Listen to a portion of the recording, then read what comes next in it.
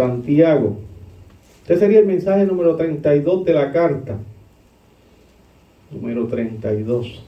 Estamos en Santiago, en esta ocasión, Santiago capítulo 5, versículos 16 al 18.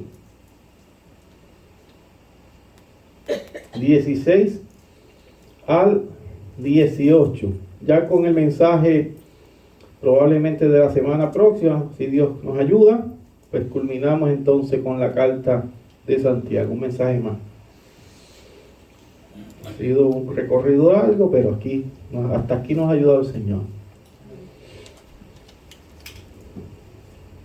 Hoy lleva por título el mensaje la oración eficaz. La oración eficaz. Santiago 5, 16 al 18. Dice así la palabra de nuestro Señor. Confesaos vuestras ofensas unos a otros y orad unos por otros, para que seáis sanados. La oración eficaz del justo puede mucho. Elías era hombre sujeto a pasiones semejantes a las nuestras, y oró fervientemente para que no lloviese. Y no llovió sobre la tierra por 3 años y 6 meses. Y otra vez oró, y el cielo dio lluvia, y la tierra produjo su fruto. Esta es palabra del Señor, este es el mensaje de la oración eficaz. Padre, gracias por la oportunidad que me das de predicar tu santa palabra una vez más, Señor, a través de estos medios, de este púlpito, Señor, de esta congregación, y también aquellos que están escuchando a la distancia a través de los diferentes medios de internet, Señor. Te pido que sea de edificación para tu iglesia, que alcances al no alcanzado, que por favor, Señor, alguien, Señor, llegue a arrepentimiento en ti, Señor, en fe y en arrepentimiento, escuchando estas palabras de este mensaje, Señor, porque es tu profecía certera, la palabra de Dios. Ayúdame a yo no cometer errores, Señor, ayúdame a ser práctico pero preciso, Señor, que tu Espíritu Santo me guíe a través de las Sagradas Escrituras, que tú seas glorificado, Señor, exaltado, porque tú solamente eres Dios. Ayúdanos en el nombre del Padre, del Hijo, del Espíritu Santo de Dios. Amén. Amén. La oración eficaz. ¿Sabes ya que la oración eficaz como título sale directamente del texto? Si se dio cuenta, sale directamente del texto, y siempre en la vida del creyente está la oración presente. Yo le dije en la otra ocasión que la oración es el respirar del creyente. Nosotros constantemente vamos a Dios a través de Cristo y la obra del Espíritu Santo todo el día, hablando con Él en diferentes ocasiones, en nuestro auto, en la casa, a veces hasta haciendo quehaceres, la persona está hablando con el Señor. A veces está muy ajorado y la persona dice, se siente culpable porque no me encerré en el cuarto y no me tiré de rodillas, y poniéndole valor a la forma, tengo que estar de rodillas y estar en esta forma como algo particular, o de pie o arrodillado, de cierta forma. No hay una forma establecida. En la Biblia vas a encontrar diferentes personas orando de diferentes maneras, no necesariamente de rodillas.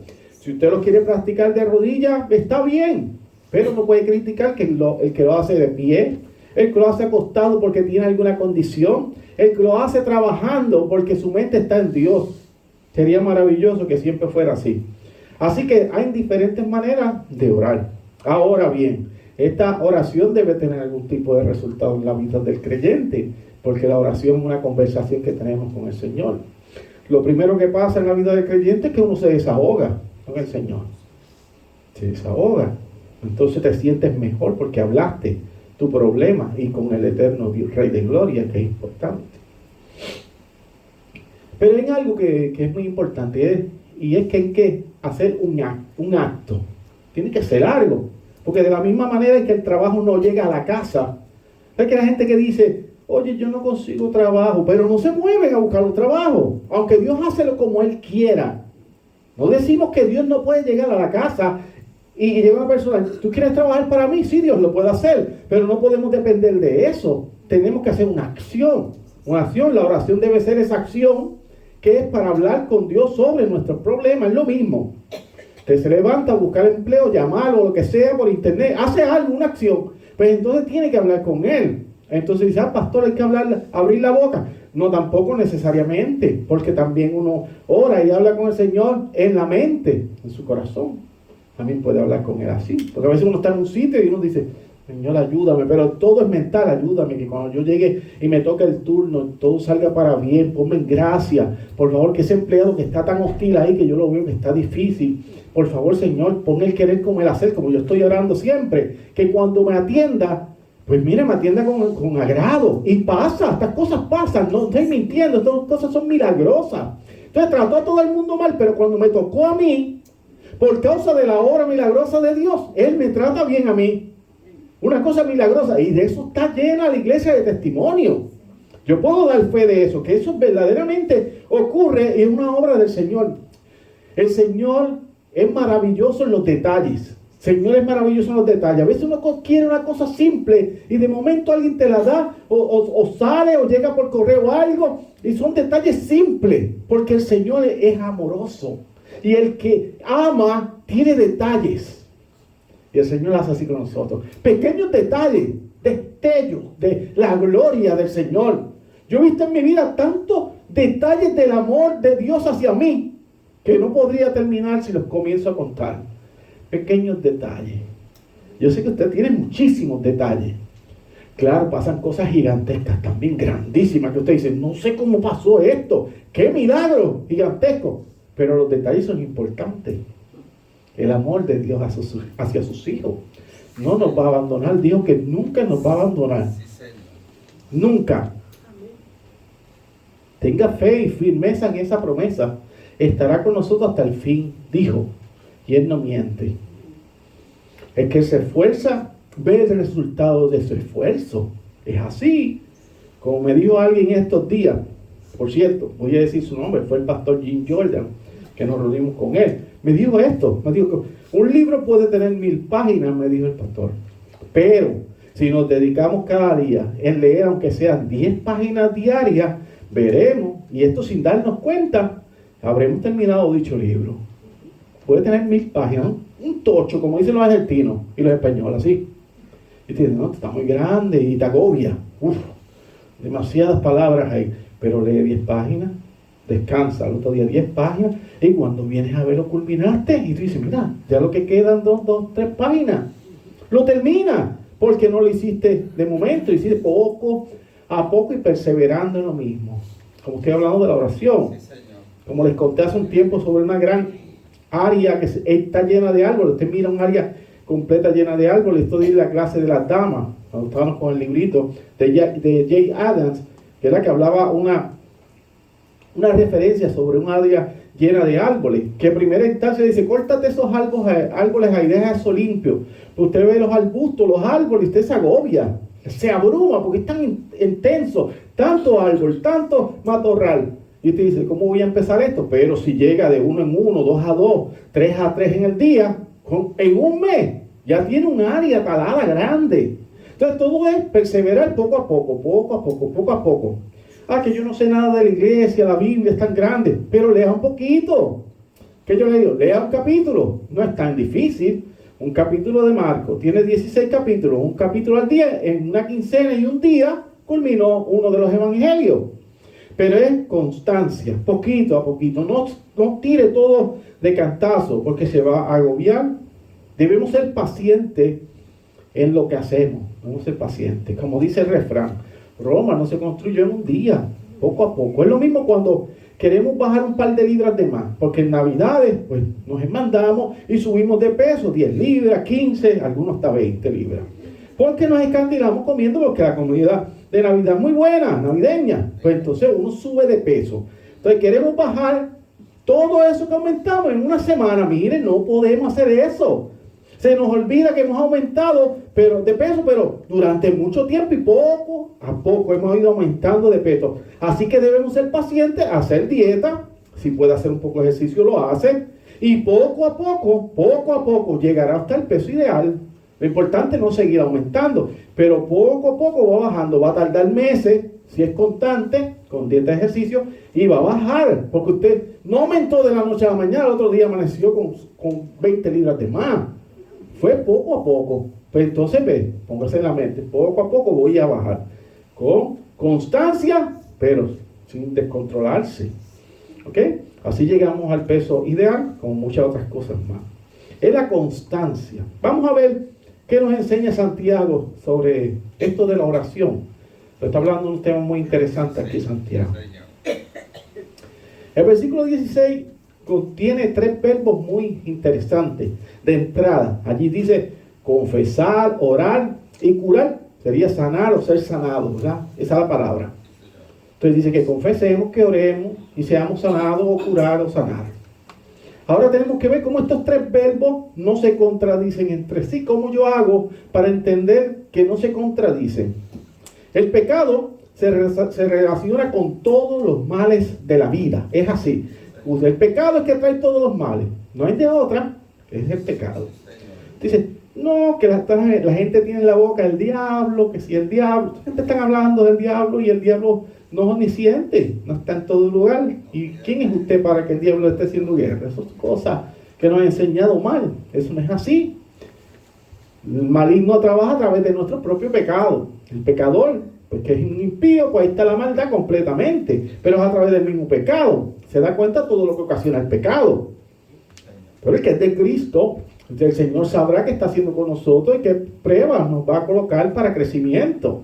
Pero no es así, de eso no, esa palabra no está bien. Pero el pecado se relaciona con todos los males. Siempre hablamos que primeramente la persona debe confesar el pecado. Y esto se nos olvida mucho, la confesión del pecado. Rápidamente queremos hablar con una persona, orar por ella, que se sane, que sea que su matrimonio se arregle, y hablamos tantas cosas con la persona, pero en ningún momento se habla de confesión de pecado. No le explica que está haciendo mal. Entonces dice, arrepiéntete, pero yo no me tengo que arrepentir de nada. Pues si nadie le ha explicado qué es el pecado. Si no le explica qué es el pecado, él no se va a arrepentir de nada. Así que debemos confesar el pecado, arrepentirnos del mismo y luego orar por la sanidad física o emocional. Es un proceso. Debemos entonces posteriormente orar. Claro, escuche hermano, si estamos hablando de personas creyentes, el vocabulario es un poco distinto. Si usted está hablando con alguien que tiene dudas si es creyente o no, pues tiene que llevarlo a arrepentimiento. La Biblia nos enseña que a causa del pecado vino la muerte. Una vez comienza el pecado, el cuerpo físico comenzó a deteriorarse. Adán peca, cae la raza humana, porque él es la cabeza federal y toda la humanidad con él, y todos comienzan a deteriorarse físicamente. Todos nos enfermamos y todos nos vamos deteriorando y todos estamos más cerca de la muerte desde que el día de que morimos. Estamos cada día más cerca, acercándonos más a la muerte, porque el pecado trae eso. Romanos 5:12 dice, por tanto, como el pecado entró en el mundo por un hombre y por el pecado la muerte, así la muerte pasó a todos los hombres, por cuanto todos pecamos. Así que estamos ahí. Estamos dentro de ese estado pecaminoso, redimido por el Señor Jesucristo, claro está, pero seguimos siendo pecadores. El comentarista William Hendrickson dice sobre el asunto, y luego resumo, que el pecado que no se confiesa, o sea, el pecado inconfeso, obstruye el camino de la oración a Dios. Él dice que la confesión de pecados limpia el corazón, y lo está diciendo con una veracidad tremenda. Esto es real. Porque el profeta Isaías dice sobre el pecado, Isaías 59:2, pero vuestras iniquidades han hecho división entre vosotros y vuestro Dios, y vuestros pecados han hecho ocultar de vosotros su rostro para no oír. Cuando estamos sumergidos en el pecado, se hace un cortocircuito en el cielo. Estamos en desconexión de ese Redentor. Entonces tenemos que ir a arrepentimiento. No es que nos ha abandonado, es que nosotros tenemos que santificarnos. Y la santificación es progresiva. Tenemos que trabajar en nuestra santificación. Estoy hablando de la iglesia. Está la iglesia. Porque el impío no tiene eso. El impío tiene que ir al arrepentimiento a Cristo. Pero la iglesia tiene que trabajar en su santificación diaria. Que a veces uno se siente que está un poquito como diríamos nosotros, como mundano. Como usted se siente que no está muy bien. Como que no está muy espiritual. Yo sé que usted me entiende, porque esto no se puede ni explicar bien. Es una sensación extraña de que usted se siente como alejado de Dios y se siente como sucio, malo, perverso, porque no está haciendo las cosas bien, está cometiendo ciertos pecados y no se ha arrepentido. Usted dice, yo estoy haciendo las cosas mal, y usted lo sabe porque la conciencia lo dice. Entonces tiene que ir a Cristo a pedir perdón. Cuando usted camina en santidad y se cuida y se guarda y camina derechito en el Señor, pues entonces su santidad está siendo progresiva y está caminando más en el orden de Dios, y eso le va a ayudar mucho a usted y a nosotros, ¿verdad? Vuelvo y repito, no confunda justificación con santificación. No podemos confundir eso. No son lo mismo, no es lo mismo. Usted ha sido justificado por Cristo en la cruz. Él lo declaró justo delante del Padre. Esa es la justificación. La santidad es la conducta de la iglesia aquí en la tierra. Usted sigue siendo creyente, pero es un creyente rebelde. Muchas veces, como el hijo pródigo, que salió y se fue. Pero sigue siendo hijo. Cuando regresa el hijo, él sale corriendo a buscar a su hijo. No lo desprecia. No, ya no eres mi hijo. No, usted sigue siendo hijo, pero está rebelde. Usted puede entrar en rebeldía en varios tiempos de su vida, o yo, siendo creyente, puede entrar en varias etapas durante los años en rebeldía y regresar a redil. Es así, es así. Si usted escucha a alguien que le dice lo contrario, hermano, es un santurrón. Lo dije yo, usted no tiene que echarse eso a cargo, yo lo dije. Es un santurrón. Es un santurrón, porque todos en algún momento entramos en rebeldía. ¿Por qué? Porque a veces oramos, no se cumple lo que queremos, como somos caprichosos. Dios no me escuchó, Dios no me quiere, y pegamos como niños. Nos ponemos como rebeldes, como no, yo no voy a la iglesia porque siempre estoy igual, y ya yo no voy a leer la Biblia. Usted se siente que se opaca, se siente marchitado en el Señor. Ya no siente aquel gozo que sentía tan alegre, porque está rebelde. Vuelve y se edifica en el Señor, pide perdón, camina en fe, sigue obediente al Señor, y su rostro va a cambiar muy increíbmente. Va a tomar un brillo distinto. Créame que yo no llevo tantos años en esto, voy a cumplir 13 años de pastor. Yo sé que hay pastores mucho más viejos que yo en la pastoral, pero yo he visto gente llegar como una pasa seca a la iglesia por mucho tiempo y después ser restaurado, rebelde. Cuando pasa esa rebeldía, usted lo ve, florece. Es una realidad que una persona realmente arrepentida, que pide perdón a Dios, recibe ese perdón. Eso nadie puede decir lo contrario. Es lo que yo dije en la confesión de fe. Si usted ha creído verdaderamente en el Señor, tiene perdón de pecado. Esto provoca en la vida de la persona que confiesa el pecado. Nosotros confesamos el pecado porque somos temerosos de Dios y sabemos que a conciencia estamos fallando. Es una satisfacción que no se puede describir con palabras cuando usted va al Señor en perdón y arrepentimiento y fe. El Señor nos perdona. Es cierto que existen pecados que afectan a toda la iglesia y que deben ser confesados públicamente, y ha acontecido en esta iglesia a lo largo de los años que personas que han tenido que pedir perdón públicamente a toda la iglesia porque lo que dijo o lo que hizo afectó públicamente a toda la iglesia. Tiene que pedir perdón a todos los hermanos y al pastor junto a todos los ancianos. Ese es duro, ¿verdad? Es fuerte. Pero en la mayoría de los casos los pecados son más bien individuales. Es la realidad. Los que cometemos hacia otras personas, en ese caso, se deben confesar los pecados unos a los otros. Porque si yo fui grosero con alguno de ustedes, en algún momento yo te tengo que llamar y decirte, mira, perdóname que aquel día no estaba del mejor humor. Porque yo también soy un hombre, soy un ser humano y soy pecador. Todavía hay un remanente de pecado en mí. Y puede ser que cuando tú te me acercaste y dices, mira, no tengo tiempo ahora, tengo muchas cosas que hacer. Fui grosero y te lastimé. Yo en casa digo, oye, fui grosero con este hermano y te tengo que pedir perdón. Yo pedí perdón hace poco. La hermana a ver si no está, pero ahora está enferma, porque no la llamé y ella estaba enferma y se sintió. Y ella tiene todo el derecho de decirme eso, todo el derecho. Y yo le dije, perdóname porque se me olvidó. Le pedí perdón. ¿Por qué? Porque tengo que pedirle perdón porque ella se sintió que no estaba yo atento a su necesidad. Le pedí perdón. ¿Ves? Porque soy un ser humano. Ah, pero eso no me justifica que de yo seguir haciéndolo yo. No, eso no me justifica. Yo tengo que hacerlo. Pero pedí perdón porque ella se sintió afectada. Así que cuando usted ve que alguien se afectó, y usted falló, va donde esa persona y le pide perdón. No dejemos de ser orgullosos, porque a veces el orgullo nos limita. Recuerde siempre ser discreto en cuanto se trate de pedir perdón. También sea discreto, porque muchas personas que no necesariamente son creyentes pueden utilizar su confesión para hacerle daño. Porque yo le digo, mire hermano, desahógese. Usted sabe que yo siempre digo, tiene que hablar con alguien, pero no puede hablar con cualquiera lo que le está pasando. Porque hay personas que son unos bochinchosos, son tremendos impíos, o parecen creyentes y no lo son. Usted tiene que hablar con un hombre o una mujer de Dios. Decirle, me está pasando esto, tengo este problema de mi hijo, de mi familia, de mi propia persona, está pasando esto en mi hogar, tengo este problema de finanzas, tengo una ansiedad, estoy pensando cosas extrañas, y se desahoga con esa persona. Pero tiene que escoger muy bien la persona, porque luego comienzan a hablar. Por eso yo trato de tener el comentario, tenga cuidado cuando comenta de algún hermano. Espere que esté presente mejor. Espere que esté presente. Porque es que se ve como si fuera un programa de bochinche.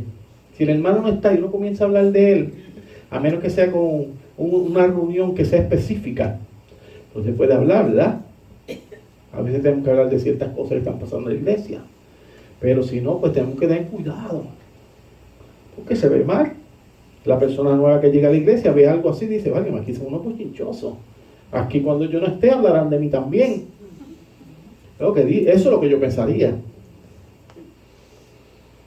Ese palo el domingo 9 de febrero del 2025. Tremendo palo. Por el hígado. Tremendo. Evaluémonos, hermano. Controle su lengua, como dijo Santiago, capítulo 3. Y no tenga cuidado cuando va a hablar de alguien. Una vez que se efectúa el perdón, el que ha sido perdonado ora por el hermano. Y el hermano que ha escuchado la confesión debe de pedir la misericordia de Dios para el hermano que ha confesado sus pecados. Él tiene misericordia no con el otro. Cuando Santiago escribe, para que seáis sanados, lo dice de manera vaga y sin fuerza en el texto. Es lo que la mayoría de los comentaristas dicen, que no tiene fuerza lo que está diciendo. Así que no sabemos si se refiere a sanidad física como tal. Algo sí, reconocemos que cuando uno se arrepiente en confesión y perdón, pues se manifiesta en la vida de alguien, de una forma u otra, traerá algún tipo de sanidad. El arrepentimiento, el perdón, todo este evento, cuando uno confiesa, pide perdón, se arrepiente, todo eso pues trae en la vida de la persona un tipo de sanidad. Sí, claro está, sea espiritual o física. Porque diga usted que cuando usted confiesa y la persona lo perdona, mira, no olvídate de eso, usted es mi hermano, yo te perdono, no se olvidó el asunto. Usted no siente que cayó un peso de su corazón, de sus lomos. Porque hay una sanidad espiritual del alma, que es importante. Pero también puede haber una sanidad física, ¿verdad? Dependiendo del milagro del Señor. Recordemos que cuando guardamos nuestro dolor y no lo mencionamos, nuestro cuerpo físico comienza a verse afectado también. Usted no ve personas en depresión que cambian su rostro. Yo le he dicho que se están como desmenuzando, como secando. Cambia la manera de vestir, cómo se arreglan, cómo hablan, cómo miran. Usted los ve lejano. No es lo mismo que alguien está lleno de energía, de alegría, de gozo. Se ve alerta. Entonces, no estoy hablando de que está cansado. No estoy hablando, no confunda, porque hay gente que está cansada. No descanso bien. Estoy hablando del sistema de emociones. ¿Okay? La gente cuando tú tienes un problema emocional, te afecta todo el cuerpo, el estómago, ¿verdad? El sistema digestivo, todo te afecta. Todo.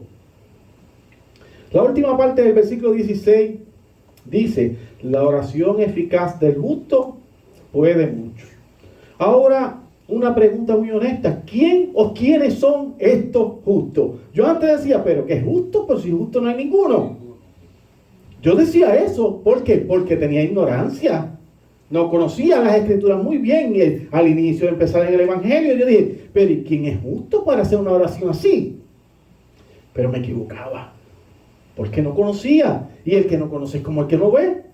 Rápidamente pensamos en los gigantes de la fe como Padre Abraham, Moisés y tantos otros. Pero entonces, debo hacer otra pregunta. ¿Y qué somos nosotros? ¿Qué somos nosotros? Nosotros somos justos delante de Dios porque ya yo se lo expliqué, ya que hemos sido declarados justicia de Dios por causa del sacrificio vicario de Cristo. Entonces Cristo, así que todo verdadero creyente es un justo de Dios. Amén. ¿Cómo le queda el ojo? Somos justicia de Dios, imperfectos en gran manera, pero por Cristo, somos justicia de Dios. Nosotros vamos al Padre por Cristo, recuerden, por Cristo. Así que cada verdadero creyente es justo. Debemos orar alineados a la palabra de Dios. Es la manera correcta de orar. De esa manera oramos y esperamos. Escuche, oramos y esperamos. Oramos y esperamos. No se olvide, oramos y esperamos. Así. Y recuerden que debemos ser muy humildes. Eso se lo he dicho tantas veces. Debemos ser muy humildes con la respuesta de Dios. Y no ser orgullosos. Y no ser niños caprichosos. Porque cuando Dios nos contesta y no nos contesta como nosotros queríamos, nos enojamos. Señor, yo quiero esa casa, por favor, mira que todos los papeles surjan y esto, que sea un edificio, un auto. Yo quiero ese auto, Señor. Y usted tratando de conseguir el dinerito y eso, y lo venden, y le venden la casa. Pues no era para usted, porque lo que no conviene, eso dice mi suegra, y es verdad. Sí, Señor. Lo que no se da no conviene. Amén. ¿Tú has visto gente enamorada de una persona? Ay, que pastor, yo quiero este. Y yo, pues está bien, vamos a orar y se habla y se trabaja, ¿verdad? Y se enamora porque tiene que hablar algo. Tiene que hacer algo, un gesto, ¿verdad? ¿Por qué no desde acá lo enamore? No le digo nada. Tienes que decirle algo para que lo enamore. ¡Habla! Dile que te gusta. Me atraes. Me gustas. A mí me gustaría una relación seria contigo. Algo, dígale algo. Estoy dando ahí unos tips, ¿verdad? Usted sabrá hacerlo. Pero si no habla... Yo he pasado cosas de historias de escuela que cuando se ven muchos años después, los igualitos, después que se encuentran en la clase, yo estuve enamorado de ti como 10 años. Y yo, pero ¿cómo eso? Si tú me gustabas también. Pero nadie dijo nada. Ya no hicieron su vida y tienen pareja y qué sé yo qué. Pero si nadie habla, hermano, es jocoso, pero es una realidad. Yo no quiero una mentira. Usted sabe que es la verdad. Uno tiene que hablar y decir, me interesa, de manera seria. Nunca conseguí pareja. Pues si no hablaste nunca. Hay que decirle. Señor. Hermano, sea humilde con la respuesta de Dios. Acéptela, por favor. Primero yo. Seamos humildes. A veces a uno no le gusta la respuesta de Dios. Seamos humildes y aceptemos la respuesta de Dios. Yo he hecho planes y esos planes han estado, pero bien lejos de la voluntad de Dios. Años. He visto 3 años que yo digo, Señor, este año, esto y esto, lo otro. Y me he desviado, que cuando vuelvo y en diciembre caigo, yo dije, pasó todo lo contrario a lo que yo puse un plan. ¿Por qué? Porque no es mi plan. Quiere decir que el plan que yo estaba poniendo en las manos del Señor no era de su agrado. Ese no era el plan. Era el otro plan. Y me llevó por ahí. Y fue mejor. Siempre es mejor el plan de Dios. Siempre. En los versículos 17 al 18, ya estamos terminando, hermano, nos cuenta una pequeña historia de la vida del profeta Elías. Que por cierto es muy interesante y milagrosa en gran manera. Usted ya escuchó el texto que leyó nuestro hermano Saúl Soto. Elías era hombre sujeto a pasiones semejantes a las nuestras y oró fervientemente para que no lloviese, y no llovió sobre la tierra por 3 años y 6 meses. Y otra vez oró y el cielo dio lluvia y la tierra produjo su fruto. Es que viene de Reyes de allá, el libro de los Reyes. Elías que oró fervientemente, pero en cierta ocasión cuando lo estaban buscando para matar, dice que deseando morir se sentó debajo de un enebro. Entró en una depresión, una ansiedad y quería morir el hombre. Profeta de fuego, que pedía fuego del cielo y bajaba fuego del cielo. Pero el hombre deseaba morir. Y si usted desea morir, que usted no ha bajado ni una velita del cielo para usted. Oye, pues tómelo con calma. Estamos hablando del profeta de fuego. Y estaba deseando morirse. Pues ¿quiénes somos nosotros? Yo no he pedido fuego del cielo, no he bajado nada. ¿Sabe lo que le digo? Tome las cosas con calma. Dentro de tantos nombres que pudiera utilizar, Santiago utiliza al profeta Elías como ejemplo. Él pudo utilizar cualquier nombre, pero utiliza a Elías. Los judíos le tenían una gran admiración y respeto al nombre de este profeta. Este era un profeta bien admirado. El profeta Elías vendría a ser el precursor del Mesías. Vendría Elías, posteriormente vendría el Mesías. Que por cierto, dice Cristo, que Juan el Bautista fue aquel Elías que había de venir. Se cumplió la profecía en Mateo capítulo 11, versículo 14. 11, 14. Cristo lo dice, ese era el Elías que había de venir. Era Juan, el último de los profetas. Aunque estos son datos interesantes, Santiago hace énfasis en la humanidad del profeta Elías. Esto para que entendamos que no importa quiénes somos, si somos siervos de Cristo, tenemos el derecho por adopción, escuche esto, tenemos el derecho por adopción de ir al Padre en súplica, ruego y clamor. Usted puede ir al Padre, porque el Padre lo ama. Y lo ama tanto que dio a su Hijo por usted en la cruz. Y volteó su rostro y allí tomó el pecado de la humanidad de él. Amén. Y ahora usted no venga, no, que no me quiere. Sí, lo aman. Nadie en la iglesia puede decir, por más solo que esté, que no es amado. Es amado. Amén. Tiene el amor más grande del mundo, de todo el universo, de todo lo creado. El amor del Padre está en usted. Entregó hasta la última gota de sangre del Cordero limpio y molado. Por usted y por mí. Nadie me quiere. ¿Cómo que nadie te quiere? El Padre te ama. Amén. Sobre todas las cosas. Sí, Señor. Sí, Señor. El profeta Elías tuvo temores, periodos de depresión y limitaciones físicas. Esto es bueno saberlo, porque yo sé que usted pasa por eso y yo también. En días que no es tan fácil, o yo, días difíciles. Pero eso no lo limitó. Cuando pidió a Dios con fe, los cielos se cerraron. Así que nunca dude de lo que puede hacer Dios por medio de la oración. Nunca lo dude. Ora. Dile, Señor, me está pasando esto. Yo no sé qué hacer, porque no tengo las manos atadas, es distante lo que está pasando, es un sistema que yo no controlo. Ora. Principalmente la oración por los nuestros, que vengan a Cristo, eso es muy importante. Amén. Eso es muy importante. No podemos olvidarnos de los nuestros. Los nuestros, que es la familia, que es rebelde a Dios. ¿Usted los ama? Pues vamos a orar por ellos. Yo quiero que mi familia llegue a Cristo, toda. Así bien, con mucha ambición sobre eso yo. Bien. Pero grande esperanza sobre ellos. No me importa lo que me digan, yo estoy pensando en fe y esperanza que ellos van a llegar a Cristo, que el Señor va a tener misericordia de mi oración. Amén. Señor, tráelos a estos difíciles cabezones. Si lo hiciste conmigo, Señor, mira dónde estoy pastoreando, ¿qué iba a saber yo que iba a ser pastor? Y mira dónde estoy aquí, dando con la palabra fuerte, que yo me iba a imaginar eso. Así que sí lo puede hacer con los nuestros. Ore. A veces decimos, Dios no me escuchará. ¿Qué usted sabe? No. Eso es muy infantil. Dios escucha a su iglesia. Amén. Pero recuerde, hermano, que la decisión final es de Él. Siempre es de Él. El profeta asumió una postura que indica que oró fervientemente y presumiblemente durante cierto tiempo. Como resultado de la oración de Elías terminó la sequía. Dios escuchó la oración de su siervo. Dio por finalizado el periodo de sequía y dio abundante lluvia, dice el texto, la que produjo una cosecha suficiente para los hombres y para las bestias del lugar. El poder de la oración en Dios, alineado al corazón del Señor. Concluyo con esto, hermano. Finalizo diciendo que no perdamos la esperanza. La oración es una herramienta de grande bendición para la iglesia y a veces nos olvidamos de orar. Primero yo. Todos en algún momento hemos descuidado la oración.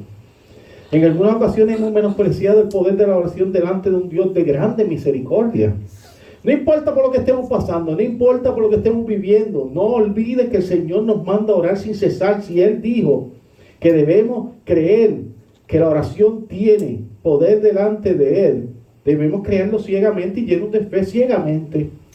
Usted ore, ore, ore. Cada vez que nos encontremos con un obstáculo en nuestra vida, vayamos al Señor en oración. El Señor derrumba murallas, quita gigantes, quita obstáculos, pone el querer como el hacer en esa gente impío y malvada. ¿Por qué lo hace? Porque Él es Dios y Él puede. Y de momento que está sentado allí, que es un impío terrible, dice, te voy a ayudar, dime qué es lo que te faltaba. Ajá, mira, aquí está, vamos. Amén. Ya está. Y tú dices, Así es. gracias, Señor. Amén. Así es Dios. Gracias, Dios. Así que, hermano, practiquemos la oración y esperemos por lo que Él hará en obediencia. Solo a Dios sea toda la gloria. Este fue el mensaje de la oración eficaz.